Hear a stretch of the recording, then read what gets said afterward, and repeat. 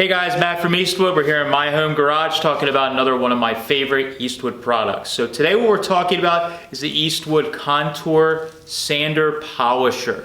So generally when we push this tool or we showcase it for the incredible qualities that it has for doing buffing and paint correction. The tool comes with an interface pad that you can put all of your different buffing pads right on there, and just like normal you can buff your paint. It's a really safe way if you're a beginner like me with doing paint correction or buffing to use this tool, and we've showed that a ton of times. We've had Kevin on here from True Shine that has showed his skills with using this polisher and how helpful it is. What I actually use it for, because I'm doing a lot of the heavy metal fab and doing a little bit of body work, is I use this actually for the sanding side of things. So the tool comes with a pad, with a 6-inch pad that is hook and loop. You can actually put hook and loop sandpaper right on, which is really nice. So you can put on some more aggressive sandpaper if you want to knock down some high ridges and body filler. If you're like me and you're not so great at spreading filler and you get little ridges in your filler after you spread it, I a lot of times will use this just to knock those ridges down really fast, not dig in,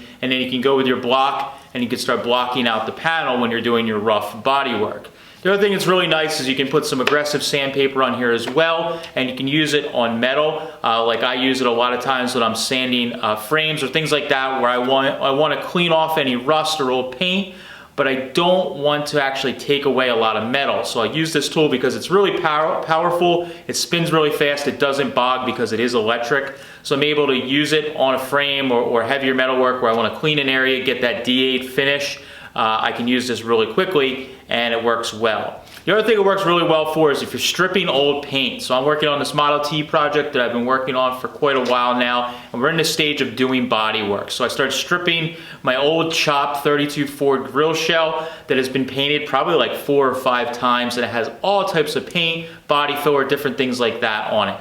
By using this Contour Sander Polisher, I was able to actually get the tool, get in there and bear down on those like 4 or 5 layers of paint and body filler and actually get them out.